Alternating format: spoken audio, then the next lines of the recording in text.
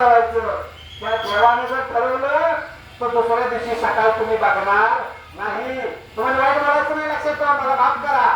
पण परमेश्वरानं आपल्याला जी ही माणसाचा जन्म दिलाय ना, हे सगळ्यात मोठं सुंदर नियोजन केलं आपल्याला, लक्षात ठेवा. म्हणून आज सगळे सुख भोगण्याची ही जी सगळं आपल्याला दिलं ना, मी स्वामीने दिलेलं आहे, मी परमेश्वराने दिलेलं, लक्षात ठेवा. देवाच्या दारात आलो की गडबड करू नका. टीव्ही बघायला लागलो की मालिका तुमची चुकीला सांगा, हात वर करा. टीव्ही बघायला लागलो की अजिबात म्हणजे गडबडच करते मी, अर्धीच मालिका बघते मी जाते. तुम्ही हिंदू अर्धवरनं जाता असा लक्षात ठेवा. नुसतं बोलायला लागलो की काय काय आमच्या होश करायचं चला का तर घरांची मालिका पण चुकत नाही पाहिजे, स्वतःच चुकत नाही पाहिजे, लक्षात घ्या.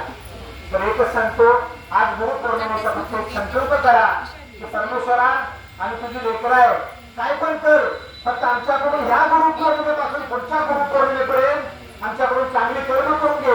भौतिक आधी भौतिक मानव असं कुठलंही संकट न येता आमच्याकडून सेवा करून घे. एवढी प्रार्थना गुरुपद घेतल्यानंतर पाया पडताना म्हणायचं.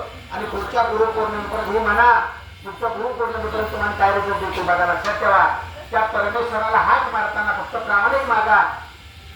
आणि त्या देवाला एक म्हणायचं, शेजारीने असू दे, पाहुणे असू दे, धन असू दे, सासू असू दे, काय पण असू दे, मी चांगलीच वा तिने पुस्तकट वागतो.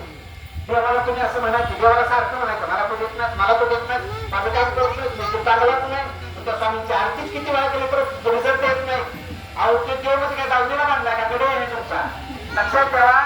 तो देव भक्तीचा उकेलाला, लक्षात ठेवा. त्याला तुम्ही उकलायची गरज नाही. तुम्ही चांगलं वागला ना तरी त्याला तुमच्या मागणी यावं लागेल. इतकी नीती मागता आपण चांगली करायची, लक्षात ठेवा. धर्म आपण चांगलं करूया, निश्चितच परमेश्वर आपल्याला आशीर्वाद दिल्याशिवाय राहणार नाही. झालेले शाळा महाराजांचा मी समर्पित करताना सांगतो, तुम्ही स्वामी समर्थ. पण ऐका, बोलताना आता केली जाय गोष्टी बरोबर येणार की याचा एका बसतील ते बरोबर येणार नाही. तिने फक्त दर्शन घ्यायचं, प्रसाद घ्यायचं, जायचं. म्हणजे गोष्ट खूप पौर्णिमेत दिसतं. त्याच्यात काय वाटत किंवा सगळं करणार आपण काहीतरी मुलांना दान करू. आता ऐका, ही डोळे अशी बोलण्याची येत नाही सांगा तुम्ही, म्हणून तुम्हाला सांगायचं, तुमच्या आपल्या कारवाई केंद्राबद्दल विचार करा.